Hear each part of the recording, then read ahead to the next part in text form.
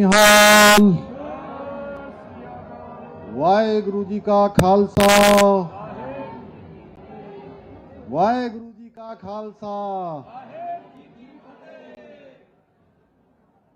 हेमकुंड साहब यात्रा प्रारंभ होने के अवसर पर आयोजित आज की इस संगत में पूज्य गुरु ग्रंथ साहब और आज के मुख्य अतिथि जिनका संपूर्ण जीवन भारत माता को समर्पित रहा है, देश की सीमाओं की रक्षा को समर्पित रहा है, उत्तराखंड राज्य के माननीय राज्यपाल लेफ्टिनेंट जनरल आदरणीय गुरमीत सिंह जी, उत्तराखंड विधानसभा की अध्यक्ष आदरणीय रितु खंडूरी जी, उत्तराखंड सरकार में वन मंत्री आदरणीय सुबोध उनियाल जी, ऋषिकेश विधानसभा के माननीय विधायक और पूर्व मंत्री आदरणीय प्रेमचंद अग्रवाल जी, यमकेश्वर विधानसभा की माननीय विधायक श्रीमती रेणु बिष्ट जी, निर्मल अखाड़ा के पूज्य संत आदरणीय ज्ञानदेव जी, परमार्थ निकेतन के परमाध्यक्ष स्वामी चिदानंद जी, बाबा जोत सिंह जी, ब्रह्मस्वरूप ब्रह्मचारी जी, शंभू पासवान जी, वत्सल शर्मा जी, विश्वास डाबर जी, पुनीत मित्तल जी, रजनी रावत जी, नीलम जी, चेयरमैन नगर पालिका, डॉक्टर गीता खन्ना जी एवं यहाँ पर उपस्थित हमारे सभी आए हुए रविंदर जी समेत में बहुत सारे नाम मैं सबको जानता हूँ, सभी आई हुई संगत, सभी आए हुए अतिथिगण और जिन्होंने आज इस पूरे कार्यक्रम का संयोजन किया है और अनेक अनेक अवसरों पर लगातार हेमकुंड साहब की यात्रा प्रारंभ हो, जिनका हम सब से ज्यादा जिनको इंतजार रहता है, ऐसे श्री नरेंद्र सिंह बिंद्रा जी और सभी यहाँ पर उपस्थित संगत, पूज्य हमारे संतगण, आए हुए सभी अतिथिगण। मैं सबसे पहले तो दशमेश गुरु गोविंद सिंह जी को नमन करते हुए श्री हेमकुंड साहब की पवित्र यात्रा के शुभारंभ पर आप सभी संतगणों का, श्रद्धालुओं का, सेवादारों का और देश दुनिया से जो आज इस कार्यक्रम से लाइव रूप से जुड़े हुए हैं, उन सभी का मैं हृदय से स्वागत करता हूं, सबका अभिनंदन करता हूं। जी आया नू।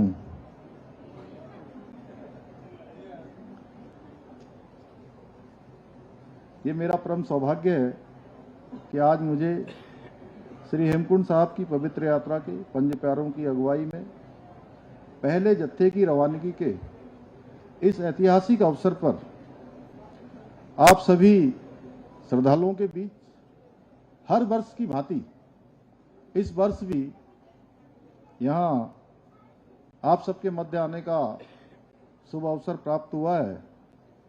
साथ ही मुझे इस बात की भी प्रसन्नता है कि आगामी 25 तारीख को जब श्री हेमकुंड साहब के कपाट श्रद्धालुओं के लिए खुलेंगे, दर्शन करने वालों के लिए खुलेंगे, तो उस पावन अवसर पर लगभग 7-8 हजार से अधिक श्रद्धालु गुरु चरणों में मत्था टेकने के लिए वहां पर उपस्थित होंगे।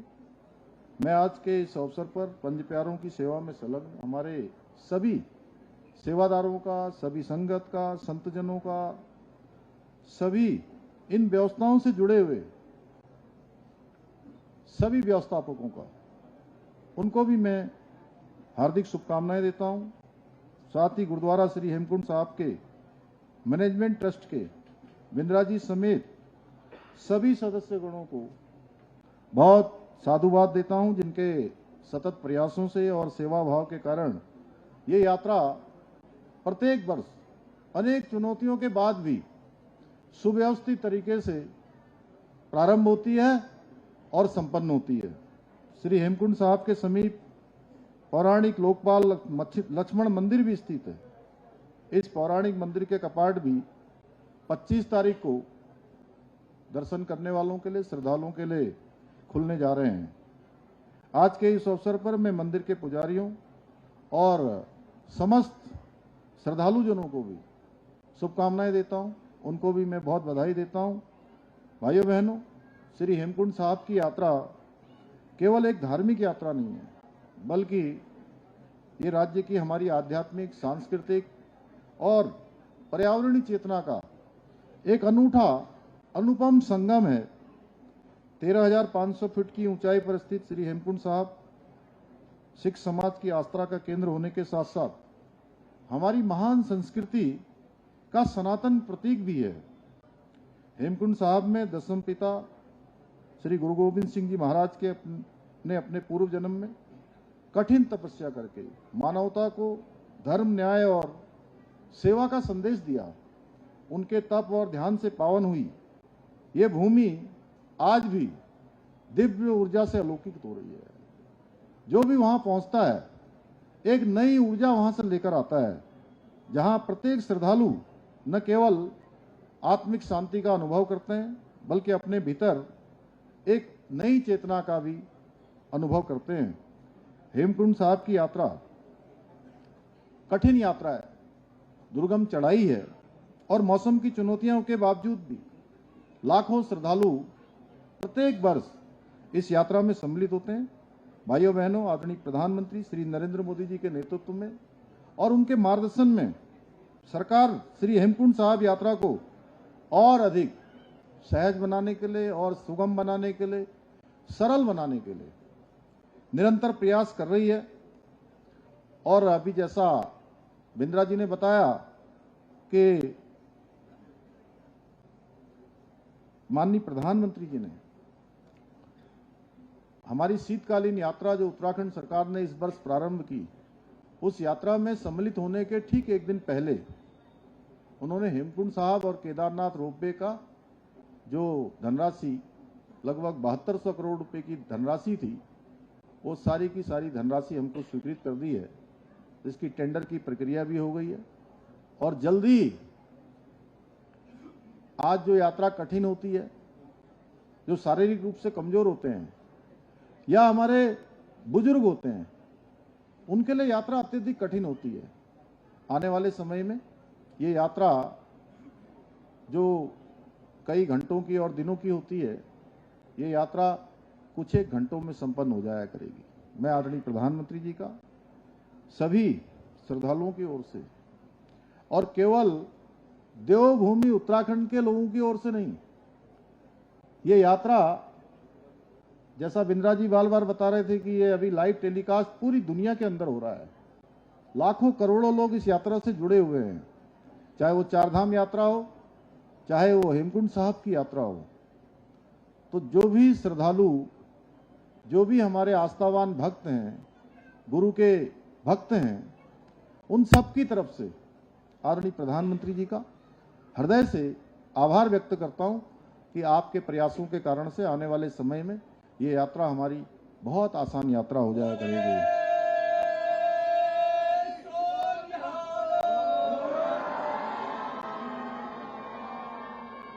हमारी सरकार द्वारा इस वर्ष भी हेमकुंड साहब यात्रा के कुशल संचालन हेतु जहां एक और गोविंद घाट में बैली ब्रिज का निर्माण किया गया है, जैसा बिंद्रा जी ने बताया कि बहुत जल्द हम वहां पर डीपीआर बन चुकी है और स्थायी ब्रिज का निर्माण भी बहुत जल्द हो जाएगा। लेकिन इस बार सच में मैं देख रहा था, जब ये बोल रहे थे तो इनकी आंखों में आंसू आ रहे थे। अश्रुधारा इनके आंखों के अंदर थी, उसको इन्होंने पूरी तरह से नियंत्रण में किया हुआ था। लेकिन मैं जानता हूं ये बहुत वहापों में थे उस दिन जब इनका मुझे फोन आया था और बोले कि इस बार यात्रा कैसे होगी, पुल गिर गया है। मैंने कहा जो भी यात्रा में आता है या गुरु घर में आता है या यहाँ हम लोग प्रत्येक वर्ष इस यात्रा के संचालन में मैं और आदरणीय राज्यपाल महोदय यहाँ पहुंचते हैं, तो सच में आप सब लोग बुलाते हैं हमको, आप केवल माध्यम बनते हैं।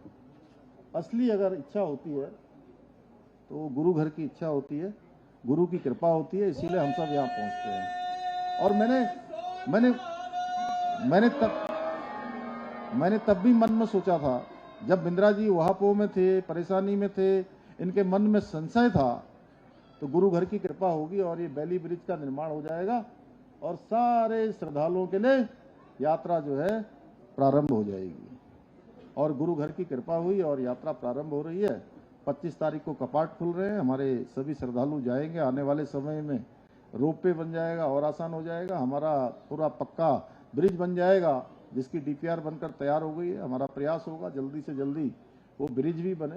वैसे वहाँ पर काम करना बड़ा कठिन होता है, चाहे हमारा गोविंद घाट से हेमकुंड साहब का रास्ता हो या हमारा गौरीकुंड से लेकर केदारनाथ की यात्रा हो, दोनों ही यात्रा अत्यधिक कठिन है। क्योंकि 6 महीने यात्रा जब बंद हो जाती है तो उस समय बर्फबारी होती है, बहुत ठंड हो जाती है, -डिग्री तापमान हो जाता है, उसमें काम करना पड़ता है। लेकिन हमारा प्रयास होगा जल्दी से जल्दी हम उसको करें। वहीं यात्रियों की सुविधा के लिए पुलना से लेकर हेमकुंड साहिब तक आस्था पथ पर रेलिंग और साइन बोर्ड भी इस बार लगाए गए हैं। इसके साथ ही यात्रा के सबसे कठिन पड़ाव अटलाकोटी में मेडिकल रिलीफ पोस्ट की स्थापना भी की गई है, जिससे किसी भी आपात स्थिति में यात्रियों को त्वरित उपचार सुनिश्चित किया जा सके। इसी प्रकार यात्रा प्रारंभ होने से पहले ही श्री हेमकुंड साहब में श्रद्धालुओं की मूलभूत आवश्यकताओं को ध्यान में रखते हुए पेयजल, ऊर्जा आपूर्ति और गर्म पानी की मशीनों की भी समुचित व्यवस्था की गई है। इसके अतिरिक्त हमने ऑनलाइन रजिस्ट्रेशन प्रणाली, हेल्प डेस्क केंद्रों की स्थापना की है, जिससे श्रद्धालुओं को समय पर सटीक जानकारी और आवश्यक सहायता प्राप्त हो सके। इस वर्ष अभी तक 60,000 से अधिक श्रद्धालु हेमकुंड साहब यात्रा हेतु पंजीकरण कर चुके हैं। वहीं चारधाम यात्रा की अगर मैं बात करूं तो चारधाम यात्रा भी हमारी पूरे जोर पर इस समय चल रही है और अब तक 30 लाख से अधिक श्रद्धालुओं ने अपना पंजीकरण कराया है। पिछले 21 दिनों में 11 लाख से अधिक तीर्थयात्री चार धामों के दर्शन कर चुके हैं। भाइयों बहनों, हमारी देवभूमि उत्तराखंड के प्रत्येक क्षेत्र की भांति श्री हेमकुंड साहब का क्षेत्र एक अत्यंत संवेदनशील पारिस्थितिकी तंत्र वाला क्षेत्र है, जिसकी प्राकृतिक सुंदरता और जैव विविधता को सुरक्षित रखना भी हम सबका परम कर्तव्य है। इसी उद्देश्य से हमारी सरकार ने इस वर्ष भी चारधाम यात्रा और हेमकुंड साहब यात्रा को प्लास्टिक मुक्त यात्रा बनाने का संकल्प लिया है। और मैं आज इस अवसर पर सभी देश दुनिया से आने वाले श्रद्धालुओं से, दर्शनार्थ करने वाले लोगों से, चारधाम यात्रा, हेमकुंड साहब की यात्रा आने वाले लोगों से, सभी से मैं अनुरोध करूंगा कि जो यात्रा के हमारे नियम हैं, जो हमारे पूर्वजों ने बनाए हैं, जो हमें यात्रा करने के पश्चात प्राप्त होते हैं, पुण्य के हम भागी बनते हैं, तो जो यात्रा के नियम हैं, उन नियमों का हम अवश्य पालन करें। हमने संपूर्ण यात्रा मार्ग पर जगह जगह पर कूड़ेदान स्थापित करने के साथ ही सभी यात्री वाहनों के लिए ये निर्देश दिए हैं कि वो अपने वाहन के भीतर कूड़ादान की व्यवस्था रखें, जिससे जगह जगह कचरा नहीं फैलेगा और हमारी देवभूमि की पवित्रता और प्राकृतिक सौंदर्य भी बना रहेगा। मैं श्रद्धालुओं से अनुरोध करता हूं कि इस संकल्प में वो सहभागी बने। प्रकृति भी भगवान का स्वरूप है, उसकी रक्षा करना और भक्ति का ही सच बताऊं तो एक रूप है। भाइयों बहनों, हमारी सरकार विकास भी और विरासत भी, इस मूल मंत्र के साथ जहां एक ओर हमारी समृद्ध सांस्कृतिक विरासत के संरक्षण और संवर्धन की दिशा में निरंतर काम कर रही है, वहीं देवभूमि की पवित्रता को बनाए रखने के लिए, राज्य की डेमोग्राफी को संरक्षित रखने के लिए भी प्रतिबद्ध होकर निरंतर काम कर रही है। हमने प्रदेश के अंदर लैंड जिहाद, लव जिहाद और थूक जिहाद जैसी जो घृणित मानसिकताएं हैं, उनके खिलाफ कड़ी कार्रवाई करने के साथ ही प्रदेश के अंदर सख्त दंगारोधी कानून और सख्त धर्मांतरण विरोधी कानून भी लागू किया है। इसके साथ ही हमने प्रदेश में एक सख्त भू कानून भी लागू कर दिया है, जिससे राज्य के मूल स्वरूप से छेड़छाड़ करने वालों के खिलाफ कड़ी कार्रवाई सुनिश्चित की जा सके। इतना ही नहीं, हमने राज्य में सबसे पहले देश में समान नागरिक संहिता का कानून लागू करके सभी नागरिकों के लिए एक समान कानून सुनिश्चित करने का ऐतिहासिक निर्णय भी लिया है। अब बहुत सारे जो हमारे राज्य के लोग देश दुनिया की यात्रा करते हैं, दूसरे देशों की यात्रा करते हैं, उनको अपने मैरिज सर्टिफिकेट वगैरह अलग से दिखाने पड़ते थे। हमने इसमें आनंद कारज मैरिज एक्ट को भी सम्मिलित पहले ही कर दिया था। भाइयों बहनों, इनकी समस्याओं को देखते हुए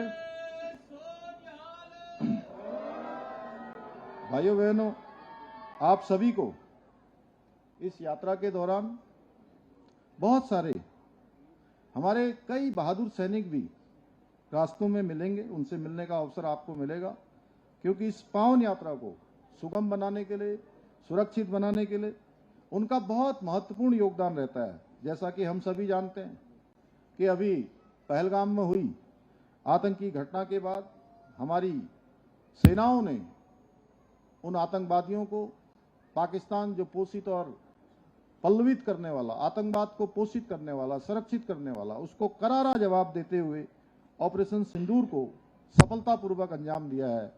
जो एक ऐतिहासिक कालखंड हमारी सेनाओं ने हम सब के लिए एक इतिहास बनाया है, उनकी इस कार्रवाई के लिए एक बार फिर भारत ने पूरी दुनिया को अपनी सैन्य क्षमता और साहस और पराक्रम का लोहा मनवाया है। लेकिन दुख की बात है कि कुछ लोग जो पहले सेना द्वारा बालाकोट में जाकर सर्जिकल स्ट्राइक किया गया था, उस समय भी सेना से सबूत मांगते थे और लगातार सेना का अपमान करते थे, वे अब ऑपरेशन सिंदूर में भी संदेह जताकर हमारे शूरवीरों के मनोबल को ठेस पहुंचा रहे हैं। इसलिए मैं आप सभी से आह्वान करता हूं कि जहां भी आपको हमारे वीर सैनिक दिखाई दें, उन्हें आप सैल्यूट करें, बल्कि उनके योगदान के प्रति अपना आभार भी प्रकट करें। मैं आपसे इस अवसर पर यह अनुरोध करता हूं। भाइयों बहनों, चूंकि यात्रा आज प्रारंभ हो रही है और गुरु घर में हम सब हैं, 350वां शहीदी दिवस गुरु तेग बहादुर जी का पूरे देश के अंदर और दुनिया के अंदर मनाया जाएगा। मैं आज यहाँ पर यह भी घोषणा करता हूँ कि उत्तराखंड की सरकार भी उनके 350वें शहीदी दिवस को पूरे राज्य के अंदर मनाएगी। पूरे राज्य के अंदर उसका संदेश दिया जाएगा। इसके अतिरिक्त यात्रा को सुचारू रूप से संपन्न करवाने में जहां भी हमारे ट्रस्ट को, हमारे श्रद्धालुगणों की जो भी आवश्यकता होगी, उसको हम हर संभव पूरा करेंगे। इसी के साथ मैं एक बार फिर से आप सभी को हेमकुंड साहिब यात्रा की शुभकामनाएं देते हुए गुरु घर की इस पावन यात्रा में सहभागिता के लिए आप सभी का धन्यवाद देते हुए अपनी बात को समाप्त करता हूं। बहुत बहुत धन्यवाद।